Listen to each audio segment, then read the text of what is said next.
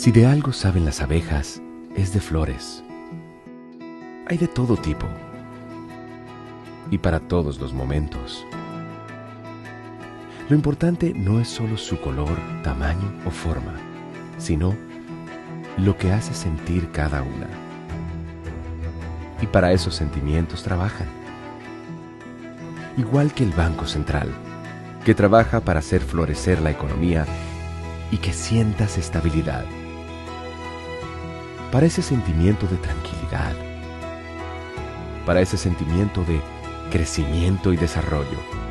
Para que la primavera llegue a todos los sectores y los planes de muchos den grandes frutos. Banco Central de la República Dominicana, 75 años trabajando por una estabilidad que se siente.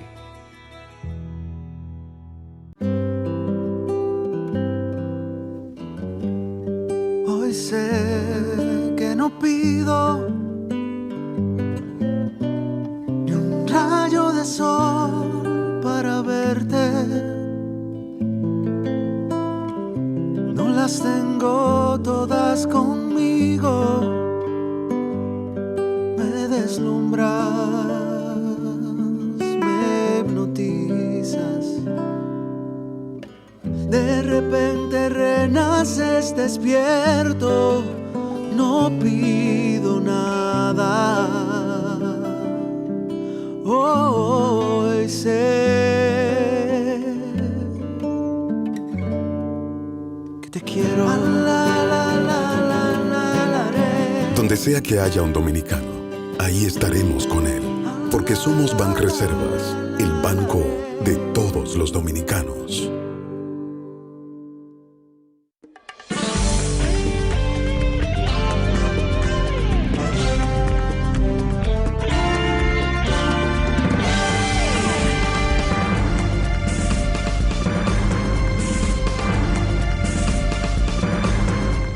Muy buenas tardes, amables televidentes. Bienvenido a su cita diaria, crepuscular y nocturna en Teleimpacto, que es al final de la tarde despidiendo el sol o comenzando la noche. Ponga su caridad en buenas manos.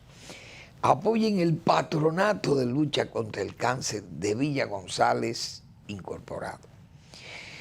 Una institución, como siempre hemos señalado aquí, y subrayo como siempre, una institución seria, honesta, empeñada solo con ancho ánimo de servirle al prójimo más carenciado. Gente atrapado en la pobreza, la abyecta pobreza, tan lejanos tiempos, tanto tiempo acumulado de vicisitudes, de pobreza extrema, de limitaciones que tienen esas familias rurales tan dejadas a las manos de Dios, tan abandonadas. El mundo cargado de tecnología y todavía sienten esas comunidades apartadas, sienten esa inasistencia de la buena calidad de la medicina actual de hoy, que es una medicina muy avanzada, pero diríamos privilegiada para grupos económicos poderosos y otros que están en áreas metropolitanas donde se pueden asentar los mejores especialistas. Fíjense, hoy yo vi una nota en los periódicos. En Montecristi faltan intensivistas para atender casos graves, problemas de unidades de cuidados intensivos. Y ustedes saben lo importante que es un intensivista en zonas apartadas, pero aquí hay muchísimo en la capital. Pero los médicos no quieren ir a trabajar a las comunidades lejanas. No sé qué estímulo, porque lamentablemente aquí es que está el dinero. Entonces ellos hacen una práctica privada y ganan mucho dinero con eso. Y es lógico entenderlo. Pero hay que darle asistencia a las comunidades lejanas del país, porque una unidad de cuidados intensivos, señores, por ejemplo, un paciente puede salir con éxito de una operación, pero tiene que ir a cuidados intensivos. Pero ese paciente puede hacer una crisis, por ejemplo, respiratoria, y hay que intubar a esa persona. Imagínense eso. Si no hay un intensivista ahí, una persona que conozca bien de eso y que tenga la práctica, ese paciente fracasa. Es decir, hay muchas cosas que, por ejemplo, uno tiene que tratar de ayudar a estas instituciones que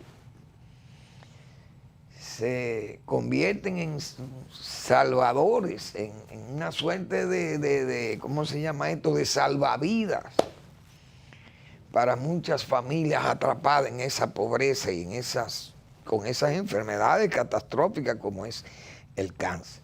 Hay que tratar de que la autoridad y los gremios médicos, el gremio médico que es tan exigente, ¿cómo hacer que estos especialistas puedan por lo menos ir a las zonas apartadas? Claro, deben tener los equipos también, porque imagínense, caso un intensivista en Montecristi, si no tiene los equipos, por ejemplo, una buena unidad de cuidados intensivos, entonces no haría nada allí.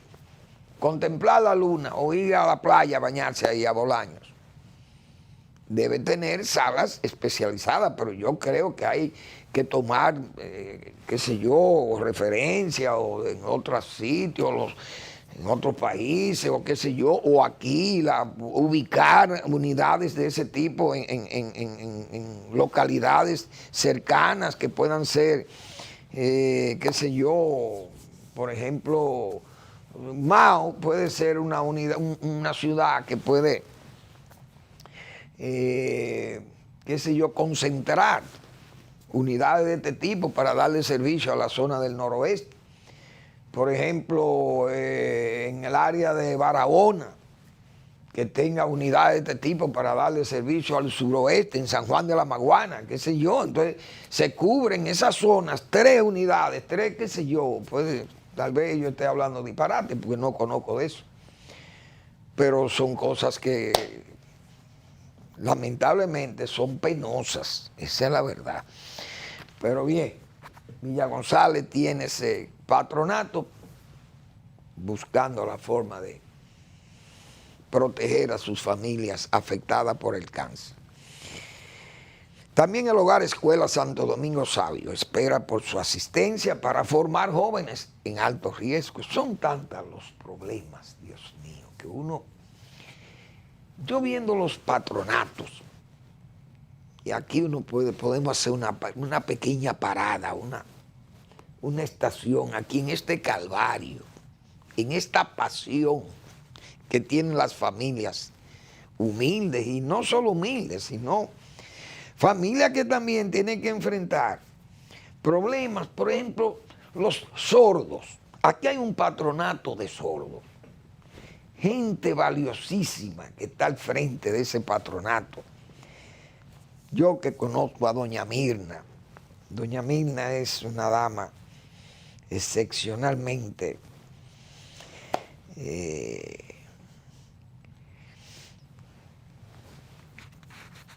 sostenedora de ese patronato. No solamente el sustento económico, sino el sustento espiritual, anímico. Esa solidaridad con las familias que tienen esos pacientes sordos. Y así ella tiene varias amigas también que colaboran con esas causas, esas buenas causas. Ese patronato de sordos.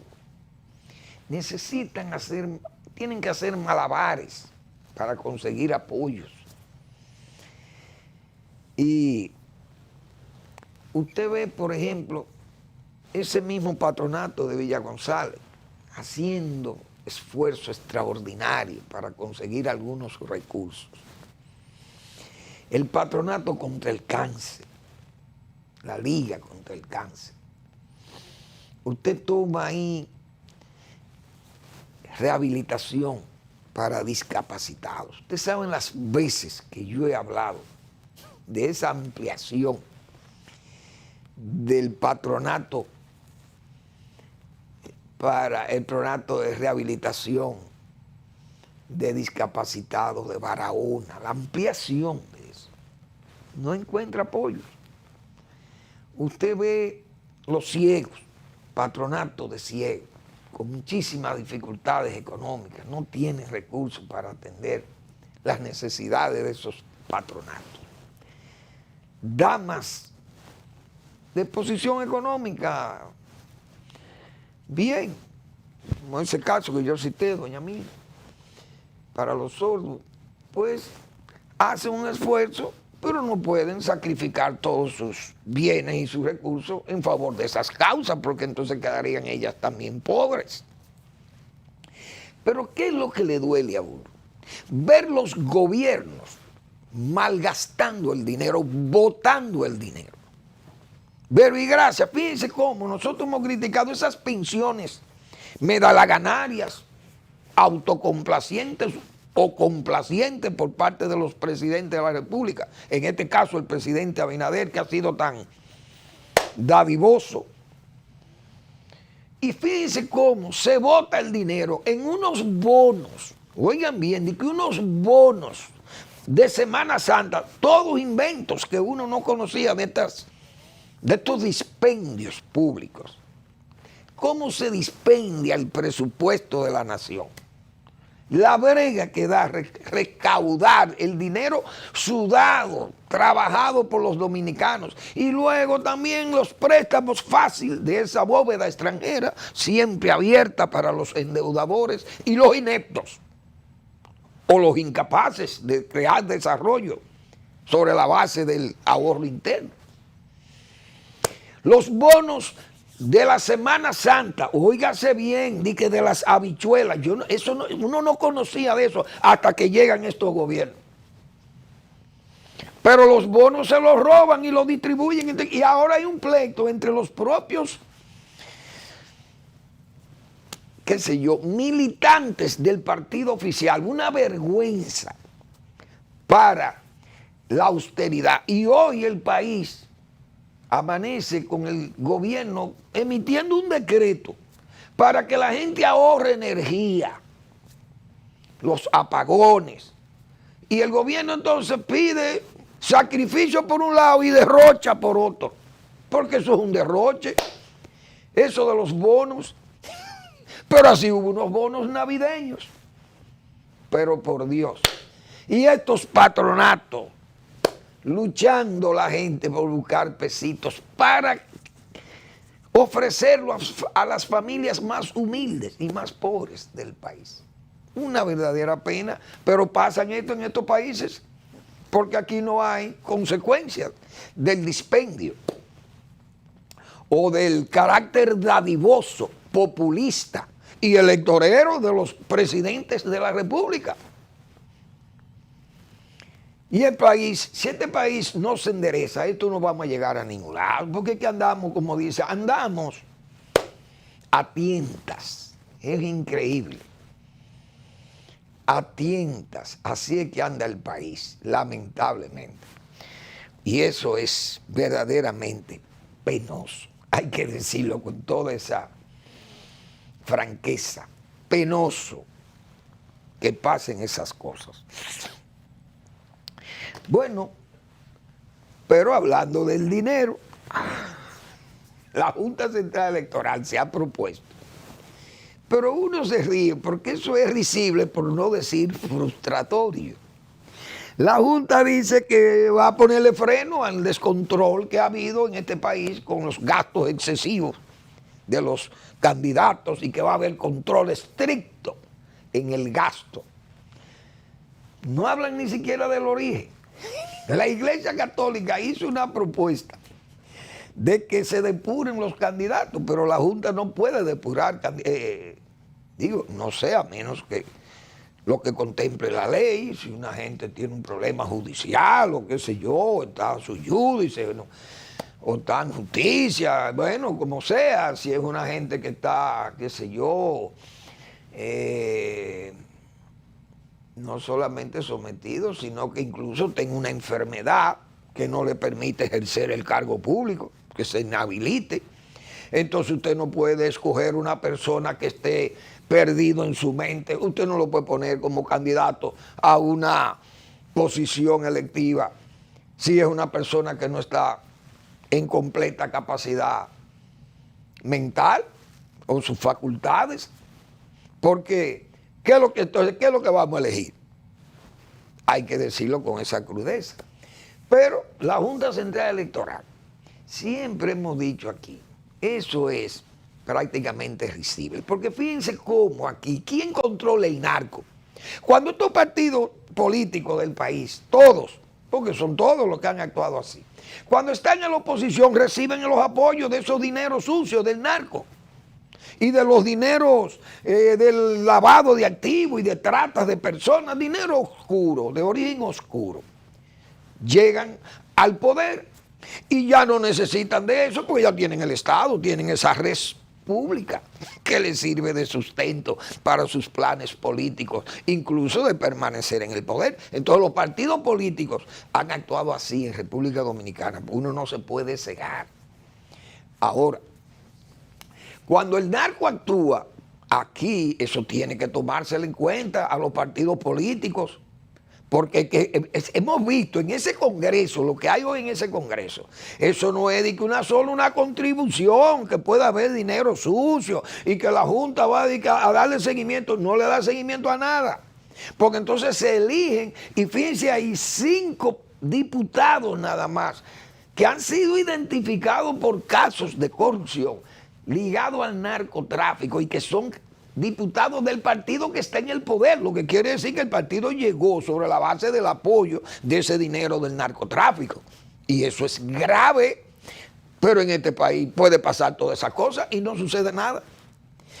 En los años 90, yo recuerdo, en Colombia, Ernesto Samper ganó las elecciones de Colombia. Creo que eran los años 90, no sé si era por los años 95, 94, yo creo que las elecciones de Colombia coinciden con las nuestras, o coincidían, no sé, porque después del 96 hubo ese cambio, porque se redujo en 2 años el gobierno de Balaguer, 94, 98.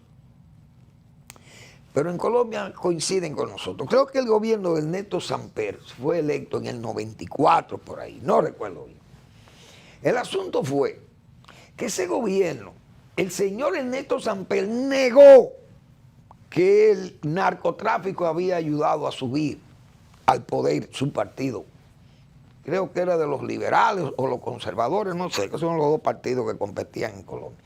Creo que eran los liberales, porque él terminó siendo después un hombre de izquierda, porque el hombre se rebeló contra los Estados Unidos, que le demostraron que era verdad que estaba en droga. Es decir, las agencias norteamericanas le demostraron a Samper y Samper lo negaba hasta que vino la elección de, creo que era Pastrana, el hijo de Pastrana Borrero, que había sido presidente de Colombia. El hijo de Pastrana creo que fue el que siguió a Samper en Colombia. Pero Ernesto Samper negaba que él y su gobierno habían sido apoyados por el narcotráfico de Colombia. Lo negaba, la DEA, los Estados Unidos, sus agencias le hicieron la denuncia. E incluso, no sé si fue a redes, pero apareció hasta droga en un avión en el que llegó él a Estados Unidos. No sé si iba a una reunión de ONU, de Naciones Unidas, algo así. Pero eso fue un escándalo internacional. Él negaba la participación. 4 años después tuvo que admitirlo. Que sí, que él era consciente que su partido y su gobierno llegaron sobre la base de los apoyos que le dio el narcotráfico. Y recuerdo yo que el tesorero de esa campaña era el hijo de Borrero, el famoso escultor de las estatuas y de esas figuras gordas que hace él y que le dio fama internacional. No me acuerdo el nombre de Borrero, pero su hijo era el tesorero de la campaña de Ernesto Samper. no pudo aceptar cargo público, fue acusado directamente, hasta por los mismos narcos que le dieron los apoyos. Y el ministro de Interior, que era un señor apellido Serpa, creo. Pero bueno, el asunto es que ese gobierno fue identificado, y yo creo que fue de los primeros gobiernos que se identificaron directamente como apoyado por el narcotráfico, porque en Colombia se daba el caso que, por ejemplo, apoyaban congresistas, un senador, un diputado, se veía el apoyo, por ejemplo, a un alcalde, una cosa de esa, un concejal, pero eso de que al presidente directamente, al equipo que llegó completo, eso se vio muy mal, y ese señor fue impedido, le tumbaron hasta la visa, pero en República Dominicana eso no tiene consecuencias. ¿Y cómo la Junta Central Electoral va a tomar estas decisiones? Yo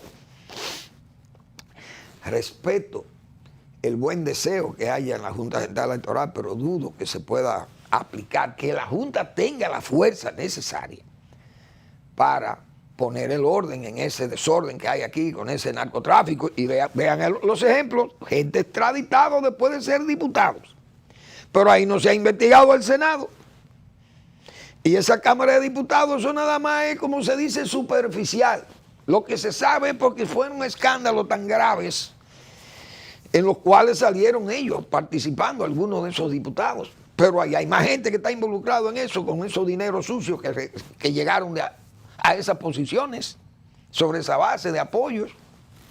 Ojalá eso dé resultado, pero yo lo dudo, que la Junta Central Electoral pueda tener esa fuerza.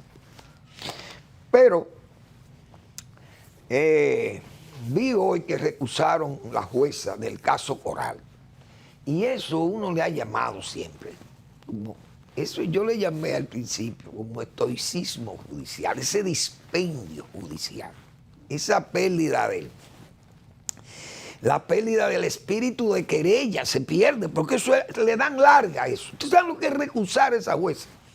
Por una simpleza, como se dice, algo muy sencillo parece, que dicen los fiscales que fue ya, eso venía preelaborado, como para darle larga al juicio, que yo no sé qué es lo que andan buscando con eso, porque hay que salir rápido de esos juicios y dejar eso, todo acogerse a todos esos plazos para alargar esos juicios y ponerlo más difícil. Si ustedes están libres de culpa, que lo juzguen rápido, que así terminan ese calvario. Dice este ignorante, supino ignorante en asuntos de justicia. Vamos a la pausa.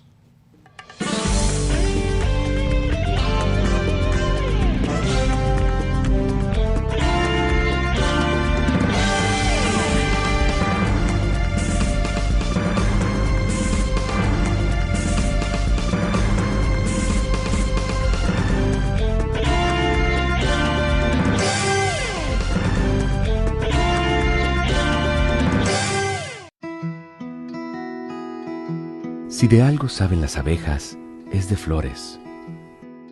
Hay de todo tipo y para todos los momentos. Lo importante no es solo su color, tamaño o forma, sino lo que hace sentir cada una. Y para esos sentimientos trabajan.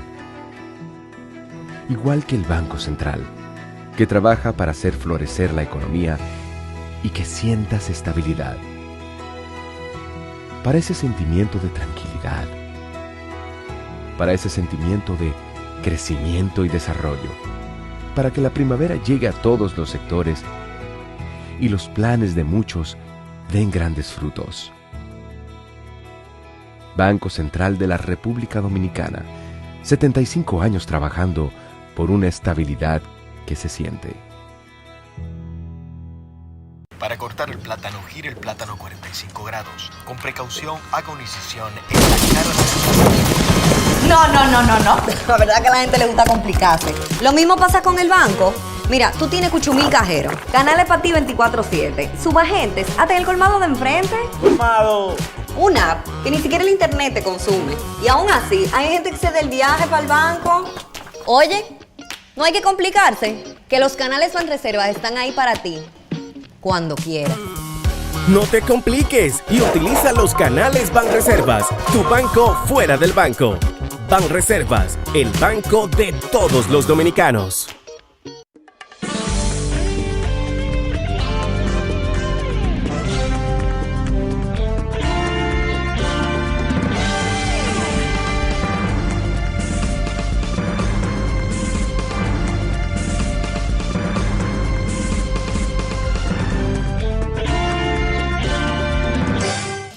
Bien, qué bueno uno apreciar una buena política de continuidad del Estado, vamos a llamarle así, incluso superarla.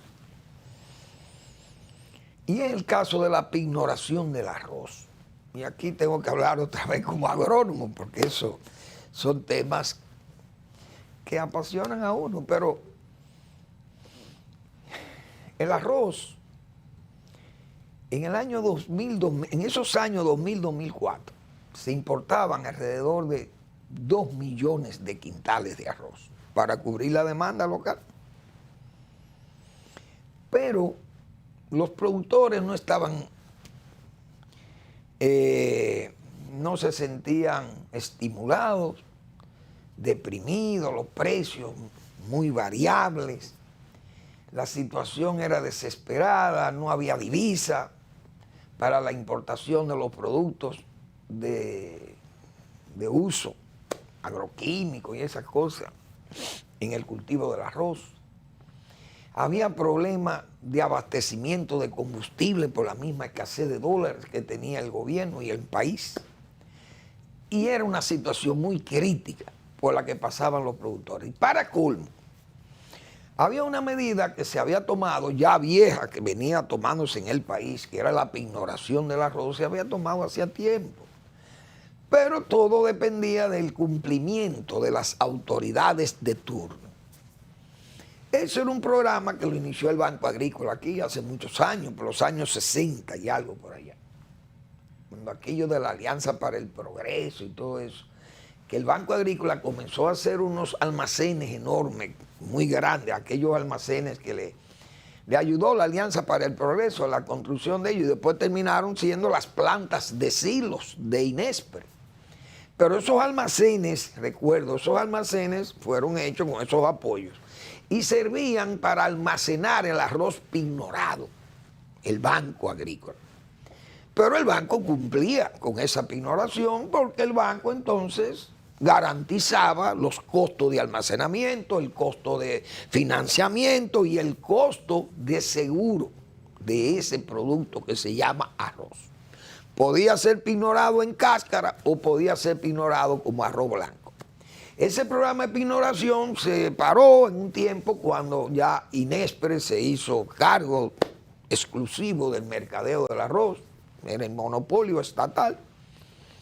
Entonces Inespre era el único actor, diríamos, en la comercialización directa ya de ese gran, básico e importantísimo de la dieta dominicana. Ese programa Inespre cayó, murió, y entonces el arroz quedó de nuevo al libre comercio, al libre mercado. Al estar en el libre mercado vienen esas competencias desleales entre productores o entre molineros, principalmente los molineros, los piladores de arroz. Y entonces deprimía el precio, había abundancia en primavera, había escasez en el invierno y entonces había una disparidad de precios y una disparidad de grados, incluso de comercialización. Entonces se ideó la pignoración de nuevo como un método de proteger a los productores. El gobierno comenzó a adquirir partidas de arroz para fines de protegerla. Es decir, cuando hay mucha abundancia de arroz, por ejemplo, en primavera, entonces el gobierno compraba, por ejemplo, 1 millón de quintales para no presionar mucho el mercado, lo sacaba de circulación, lo guarda y le garantizaba liquidez al productor, un 80% de liquidez le garantizaba al productor. Y el productor podía seguir, el molinero y el productor seguían trabajando, tenían liquidez y ese arroz quedaba ahí almacenado para cuando ya se necesitara entrar al mercado porque podía haber una presión hacia la baja o hacia el alza. Entonces ese arroz entraba con un permiso ya del banco que sustentaba la pignoración, el banco de reserva o el banco comercial privado. Eso era un programa que funcionaba, pero llegó el gobierno 2000-2004. Mantuvo el programa, pero no pagaba. Dejó una deuda de 1.200 millones de pesos con el Banco de Reserva y el Banco de Reserva se resistió porque dijo no podemos seguir con esto, pues no podemos seguir perdiendo tanto dinero. Y la banca privada menos se alejó también. Dijo, no, nosotros no podemos participar en esto, porque si no le pagan al Reserva, que es el oficial, ¿cómo le van a pagar a los bancos privados? Entonces el gobierno dominicano, que logra en el 2004 el poder, quiere establecer de nuevo el sistema, pero el sistema entonces tiene 1.000 millones de pesos, 1.200 millones de pesos en deuda con el Banco de Reserva. ¿Qué se hace? Se para eso ahí, se aguanta hasta que se pueda pagar esa deuda, pero se garantiza con un presupuesto, dinero presupuestado, se garantiza el fondo de pignoración para pagar el seguro, el almacenamiento y el costo financiero de la operación. Eso se mantuvo del 2004 en adelante, se ha mantenido y se le ha dado continuidad. Y hoy el Banco de Reserva ha aumentado eso y le ha dado una credibilidad mayor, y yo felicito, por eso he hecho esta pequeña excursión por la historia de la pignoración, aunque en líneas muy gruesas, para felicitar al administrador del Banco de Reserva. Porque Samuel le ha dado el frente, él mismo directamente aquí. Miren, ahí lo veo aquí en el club, un club de La Vega, siempre los arroceros hacen sus reuniones ahí. Hay 10.000 millones para financiar cosecha de arroz, dice el administrador del Banco de Reserva, Samuel Pereira. Samuel ha asumido ese papel con responsabilidad. Yo lo felicito a Samuel, porque eso es lo que le da garantía a que el productor de arroz hoy mantenga la autosuficiencia y estemos en los niveles de producción de arroz que tengamos. Aunque tengamos mala productividad o buena productividad, pero tenemos altos costos, pero se puede manejar el cultivo. Los productores han respondido, están más seguros, más confiados, porque un banco como el Reserva, que es el banco más grande del país, un banco oficial, pero si mantiene la pignoración, el banco le da garantía para que los demás bancos entren al mercado y apoyen el programa de pignoración, que es lo que permite que el productor produzca con tranquilidad, que no le mortifique una guerra de precio, una guerra comercial, que lo que lleve a la ruina a grandes y pequeños, principalmente a los pequeños, que no pueden soportar el inventario, como se dice. Entonces, yo felicito al Banco de Reserva, que en los 3 años que tienen ahí Samuelito, o Samuel, le ha dado soporte, garantía a ese programa de pignoración, y eso está muy bien, porque si no, señores, los arroceros estuvieran al garete. Esa es la verdad. También hay que felicitar al ministro de Turismo. Yo creo que ese joven ha hecho un gran trabajo. Él está empeñado en su trabajo. Podrá tener sus aspiraciones políticas, porque eso es lógico que la tenga. Él es un político muy joven y está aprendiendo, diríamos, arte de gobernar o de la política desde el gobierno mismo. Pero el hombre se ha dedicado a promover el turismo dominicano y a darle apoyo. Ha hecho un acto ahí en lo que le llaman el trade show, que es como una especie de exhibición de negocios y cosas, y promover el turismo en los Estados Unidos. Y ha participado en esas ferias internacionales de turismo. El hombre está activo y desde la pandemia tomó medidas muy buenas, saludables y oportunas, y además garantistas, para que el turista viniera con un seguro. El banco mismo de Reserva se arriesgó también dándole apoyo, brindándole ese apoyo para que el turismo tomara confianza y volviera de nuevo al país. Yo creo que ese es un trabajo que uno tiene que apreciárselo. Ese señor, el director de turismo, que yo no lo conozco, nunca lo he saludado ni nada, pero uno tiene que reconocerle los méritos a los buenos funcionarios, que el gobierno tiene muy buenos funcionarios, aunque tiene una gran cantidad de gente improvisada allí que no sabe lo que tienen entre manos. Esa es la pura verdad. Pero esos dos jóvenes, tanto Samuel Pereira en el Banco de Reserva como el señor David Collado de Turismo, hay que decir que han hecho el trabajo. El de aduana también ha sido un buen funcionario, poco ruido, ha hecho su trabajo ahí y la gente parece que está conforme, tanto los importadores, los exportadores y los que trabajan también ahí, sus empleados. Es decir, no hay ruido, no hay escándalos. Y esas son cosas que hablan bien del funcionariado.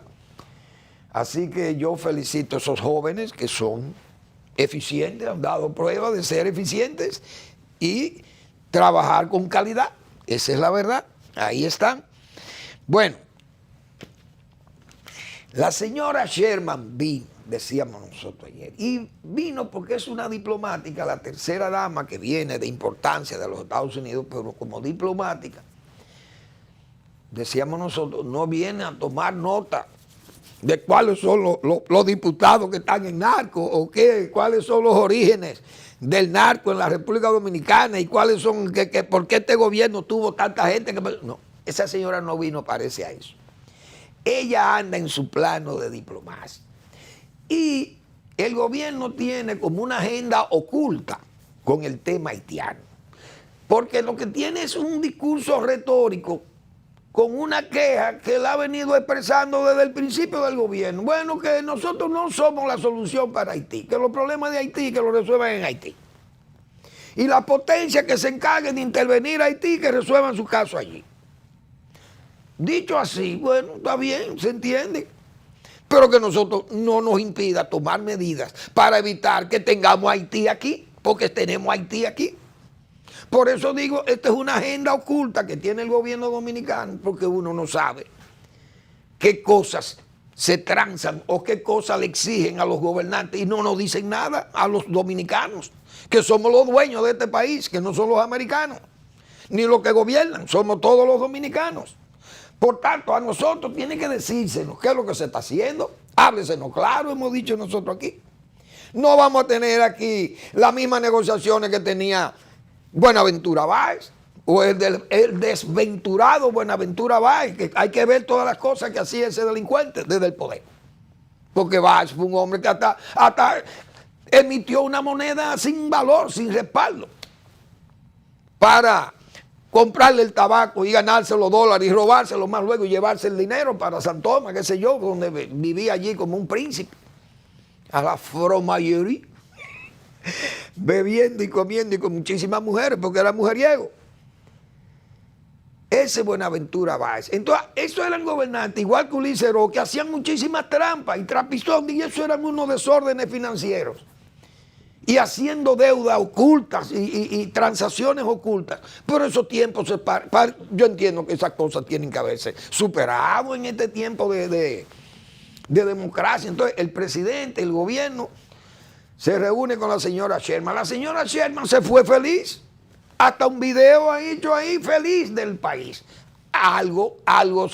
¿En qué se le pudo complacer a la señora Sherman o a su gobierno de los Estados Unidos? Que no le voten los haitianos de aquí, por eso es lo que yo entiendo, que nosotros lo que hacemos es votarlo como si fuera basura.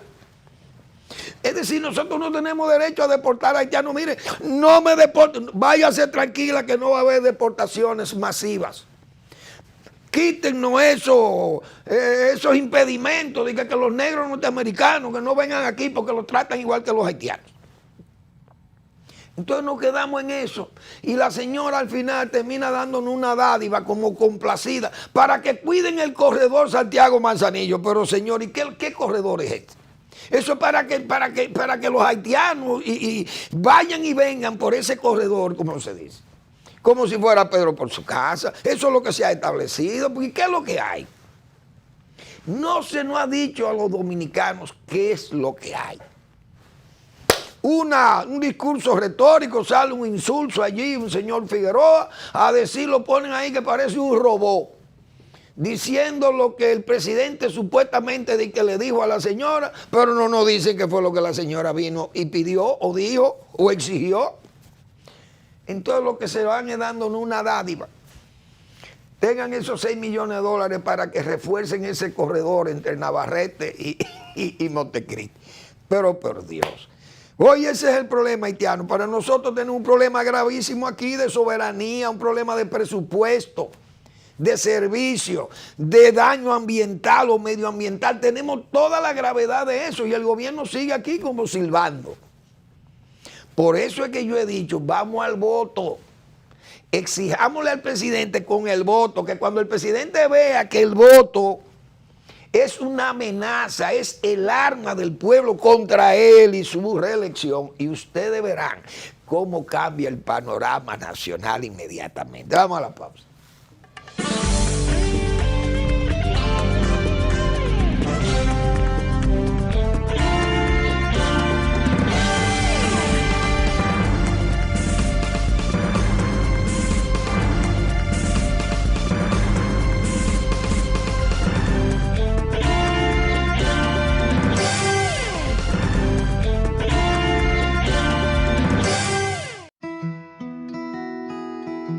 Si de algo saben las abejas, es de flores. Hay de todo tipo y para todos los momentos. Lo importante no es solo su color, tamaño o forma, sino lo que hace sentir cada una. Y para esos sentimientos trabajan. Igual que el Banco Central, que trabaja para hacer florecer la economía y que sientas estabilidad. Para ese sentimiento de tranquilidad, para ese sentimiento de crecimiento y desarrollo, para que la primavera llegue a todos los sectores y los planes de muchos den grandes frutos. Banco Central de la República Dominicana, 75 años trabajando por una estabilidad que se siente. Para cortar el plátano, gire el plátano 45 grados. Con precaución, haga una incisión en la cara de... No. La verdad que a la gente le gusta complicarse. Lo mismo pasa con el banco. Mira, tú tienes Cuchumil Cajero, canales para ti 24/7, subagentes, hasta el colmado de enfrente. ¡Colmado! Una app que ni siquiera el internet te consume. Y aún así, hay gente que se da el viaje para el banco. Oye, no hay que complicarse, que los canales Banreservas están ahí para ti. Cuando quieras. No te compliques y utiliza los canales Banreservas, tu banco fuera del banco. Banreservas, el banco de todos los dominicanos.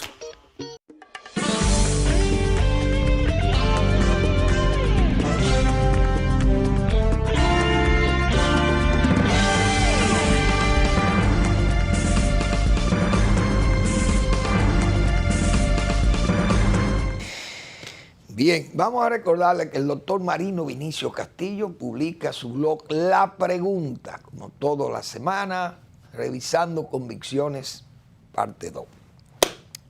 Lean a Marino Vinicio Castillo, que a propósito de Marino Vinicio Castillo, la señora Sherman vino y se reunió con los pro-haitianos, la mesa de los migrantes haitianos y los defensores de los derechos humanos de aquí, de los haitianos, pero todo con los haitianos. Es decir, aquí hay venezolanos, pero nadie habla de los derechos de los venezolanos o de los colombianos, cubanos, qué sé yo. No, de los haitianos. La señora en Haití vino con su problema de Haití y el gobierno piensa que los dominicanos estamos complacidos con las explicaciones que nos han dado, sabiendo uno que todo lo que hay es un plan para que no le deporten haitianos a los americanos. El plan Clinton, ese es el mismo plan Clinton. Ese corredor es para que ese campamento que es Santiago y el Cibao se quede tranquilo y ese corredor no le molesten los haitianos en sus idas y venidas de Haití. Pasando hechos tan graves y el gobierno dominicano, ¿en qué está? Bueno, mándame 120 soldados y 2 helicópteros a la frontera. Miren lo que pasó ahí en Jimaní. Yo tengo un video ahí que ya eso anda por todos los lados. en el día de hoy en Jimaní, entrando a la brava, por ahí quién sabe, armas, droga, pudo haber entrado de todo, todos los camiones entraron por ahí, la guardia cubriéndose de que con unos protectores. Pero ¿y a dónde que va a terminar este país? Este país es un esqueleto al lado de Haití, señores, un esqueleto, pero son las autoridades temerosas, temblorosas. Eso todo es culpa de la autoridad temblorosa que tenemos. Somos un verdadero esqueleto frente a Haití, señores. Esta tribu, esta desgracia al lado de nosotros. Y no, aquí no podemos ni siquiera tomar medidas contra ese caos que hay al lado de nosotros. Es decir, es un vecino escandaloso, un vecino peligroso, un vecino bulloso, un vecino ladrón, porque hacen de todo. Es un vecino muy pobre, un vecino que es una verdadera sombra para el país. Pero no podemos hacer nada. Es decir, la guardia tiene unos fusiles para nada, ni siquiera para tirar tiros al aire. Está prohibido todo. ¿Qué lío es que tenemos en este país, por fin? Háblesenos claro. ¿Qué fue lo que le dijo la señora Sherman, presidente Abinader? Díganos. No nos ponga un insulto a decir que, miren, la señora Sherman, el presidente le reiteró que nosotros no somos solución. ¿Cómo que no somos solución para Haití? Y tenemos Haití aquí. O vayan a los semáforos, a las esquinas, para que vean todos los muchachos que van ahí, son todos haitianos. Dice que limpiándole vidrio a la gente, neceando a la gente y pidiendo por donde quiera, y donde quiera son un molote de haitianos, como se dice. Y entonces, ¿quién es que tiene esos haitianos aquí? La autoridad nacional. Esos son los que tienen los haitianos aquí. ¿Por dónde entraron? ¿Vinieron en avión o vinieron en barcos? Entraron por la frontera que cuida el ejército de la República Dominicana. Entonces estamos vendidos. Hay una agenda oculta y vamos a terminar haitianizados en 4 años más. Y entonces, pueblo dominicano, tú tienes un mecanismo. Pueblito dominicano, tú tienes un mecanismo. Si lo quieres emplear, es tu mejor arma. Ella, la señora Sherman, debió invitar a Marino Vinicio Castillo por su experiencia. Mire, doctor Castillo, me han señalado que usted es una persona que ha tenido un discurso coherente durante muchos años y nos ha hecho advertencia a nosotros, a nuestras autoridades, como también a las autoridades de Naciones Unidas, de los organismos y a los gobiernos nacionales. Nosotros quisiéramos escuchar su exposición, porque incluso en una oportunidad, usted estando al frente de las drogas, del control de las drogas de la República Dominicana, o por lo menos no de la Dirección General de Control de Drogas, sino del organismo que, diríamos, regenta la parte jurídica o legal, no sé, de las drogas aquí en el país, que era, no sé cómo se le llamaba, la dirección esa, o la división, o el centro, no sé. Yo quisiera escucharle porque el general McAfee, que fue jefe de droga, y un señor que tuvo en época del presidente Barack Obama, el fiscal, vino en oportunidad de aquí y usted tuvo buenos intercambios con ellos y con el general McAfee, que son gente muy destacable de los Estados Unidos. Yo quisiera escucharle. ¿Y por qué no llamaron a Marino Vinicio? Entonces llaman a los pro-haitianos, a un grupo de gente de sociedad civil, que usted no sabe quiénes son, que lo que sabe uno, que son traficantes de haitianos y que lo que andan buscando es medrar aquí en este país. Y son enemigos del pueblo dominicano. Entonces Marino Vinicio Castillo, que es amigo del pueblo dominicano, entonces no, eso no se puede escuchar. Entonces vamos a escuchar una sola campana. Pero el gobierno dominicano acepta eso. Es un país que está a la deriva, lamentablemente está a la deriva. Entonces, con una dádiva, como tengan esos 6 millones de dólares para que desarrollen ese corredor, no, para que le ampliemos el corredor a los haitianos, que lo dejen tranquilo, que no lo molesten en su tránsito a ese campamento de cientos de miles de haitianos que es el Cibao, o de millones ya, y que puedan caminar por ahí sin problema. Ese es el corredor que han querido fortalecer.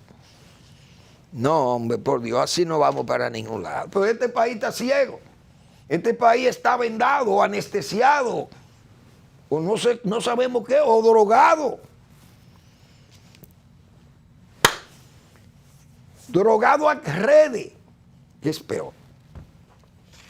Eso que pasó en Jimaní, gravísimo. Pero eso no se da en ninguna frontera del mundo. Aquí nada más. En Melilla matan gente, disparan, muchísimo. En Marruecos, defendiendo su frontera, aquí no se puede hacer nada. Un guardia le da un palo a un policía, a un haitiano de esto y ya eso es un lío internacional. ¿Y cuál es el problema? Entonces, Estados Unidos le da patada y le tira caballo encima y nadie dice nada. Entonces, algo hay un plan con la República Dominicana de degradarnos a todos para que nos convirtamos en haitianos y tengamos gaga y vudú como cristianismo. Y yo no sé hasta dónde el pueblo dominicano va a llegar a aceptar eso. Bueno, yo vi ahí una posición de Lula da Silva. Parece que comenzó a loquear ya. Que se lea la historia de por qué fracasó Strauss-Kahn, aquel francés braguetudo, aquel francés que se perdió en las sombras de Nueva York, siendo director del Fondo Internacional, Monetario Internacional, como europeo. El hombre intentó tumbar el dólar, como se dice. Ustedes saben que el dólar es la moneda transaccional más importante del mundo. Y los países enemigos de los Estados Unidos han tratado de tumbar el dólar, pero el dólar, es la referencia, el soporte del dólar es el petróleo. Donde quiera que hay petróleo en el mundo se cotiza o se transa en dólares. No en yuan, ni en yen, ni en euro, ni en qué sé yo qué, franco, como eran los francos antes, ni el marco alemán, ni nada de eso. El dólar. Y eso se estableció cuando se estableció el Fondo Monetario Internacional, Bretton Woods, qué sé yo, por allá en 1940 y algo, después de la Segunda Guerra Mundial. Entonces, Estados Unidos ha tenido esa hegemonía con ese dólar. Ahora sale Lula echándosela de guapo y de BRICS, porque forman parte del bloque de Rusia y China, Brasil y Sudáfrica. Y la India, BRICS, entienden ellos que son 5 países que tienen un PIB más grande del mundo, entre ellos, entre los 5, pero individualmente son todos menos que Estados Unidos. Entonces, esa fortaleza aparente, Lula logró nombrar en el banco de los BRICS, que es una especie de banco para competir con el Banco Mundial y el Fondo Monetario Internacional, a Dilma Rousseff, la expresidenta, y repudiada en Brasil en forma masiva aquella vez. Él la nombró ahí y ha planteado que hay que cambiar, tumbar al dólar como moneda transaccional del mundo y poner su moneda de ellos, del BRICS será, o el yuan chino. Pero no se dan cuenta que Estados Unidos es la potencia más grande del mundo, que tumbó, claro, porque el oro, cuando se estableció eso, era $35 una onza de oro. Entonces el dólar tenía su valor, era el dólar, el valor lo daba el oro. Pero ahora imagínense, vale $2,020, vale una onza de oro. Entonces cuando Richard Nixon estaba en la presidencia, quitaron eso, separaron el dólar, que lo soportara el oro, y entonces lo llevaron al petróleo. Entonces estos países se han endeudado, todos los latinoamericanos y del mundo, pero además se endeudaron en dólares. Estados Unidos también el petróleo, los petrodólares, después de aquellas crisis que se aumentaron los precios del petróleo, comenzaron a ganar muchísimos dólares y comenzaron a comprarle deuda a los Estados Unidos, bonos de Estados Unidos. China tiene muchísimos bonos, pero están en dólares. Entonces, ¿qué le pasó a Strauss-Kahn? Strauss-Kahn quiso inventar contra los Estados Unidos de Norteamérica Y el Fondo Monetario tiene lo que se llama derechos especiales de giro, que es una moneda interna, como una moneda, una unidad de cuentas que tiene el banco, que tiene más valor que el dólar, porque eso lo componen las divisas más grandes, de las economías más grandes, el yuan chino, está el euro que sustituyó al franco y al marco, está la libra esterlina, el dólar, el yen, el yuan chino. Bueno, esos son los que forman esas monedas de la canasta del Fondo Monetario Internacional, que cuando el fondo paga con eso, también son valores que tiene derecho un país a que le paguen con eso, pero eso se queda como dentro del propio fondo y se da los cuartos en dólares. Pero Strauss-Kahn quiso utilizar esos derechos especiales de giro y ponerlo por encima para negociar en contra del dólar. ¿Y qué le pasó al señor? Le apareció una operación, lo filmaron con una prostituta de África, yo me acuerdo que era una morena, y filmaron el hombre en actos sexuales, incluso de violaciones sexuales, a una trabajadora de un hotel, la forzó a tener relaciones sexuales y le armaron ese expediente al hombre, señores. El hombre estuvo hasta preso en los Estados Unidos y votado del Fondo Monetario Internacional. Pero fue que también se metió en ese malvado. Y ahora Lula, loqueando, viene a meterse en esto, en aquellas cosas. Señores, pero es que no leen. O Lula no tiene quien lo asesore y le diga que eso no. Dejen que lo planteen los chinos. Pero Brasil no está en condiciones de ir, y Rusia menos. India podría, porque es una potencia en expansión y India es un país que tiene otro comportamiento y lo respetan. Pero díganme ustedes Brasil, con un Lula y una gente que no tienen ahí, con un país como está ese dividido todavía, que hay que esperar a ver qué es lo que va a pasar en Brasil. Me parece que es un acto de precipitación del señor Lula. Ojalá no le traiga consecuencias. Vamos a esperar el tiempo. Bueno, ya me tengo que ir, pero quería cerrar el programa con lo de Cantinflas, pero ya no tengo tiempo, tal vez, Eric. Tú no me puedes poner a Cantinflas, porque Cantinflas fue pedido, señores. Mucha gente me ha pedido a Cantinflas de nuevo por la cantinflada de la encuesta de Galo. Porque esas expresiones de Galo, esos resultados de Galo se parecen a esas expresiones. O tiene mucha similitud con las expresiones de Cantinflas. Estamos peor, pero estamos mejor. Porque antes estábamos bien, pero era mentira. No como ahora que estamos mal, pero es verdad. Dios mío, a petición de mucha gente, yo repito eso de Cantinflas, porque la verdad que estamos bien, pero estamos mal. El gobierno está bien, la economía anda bien, pero entonces dice un 69% que andamos muy mal.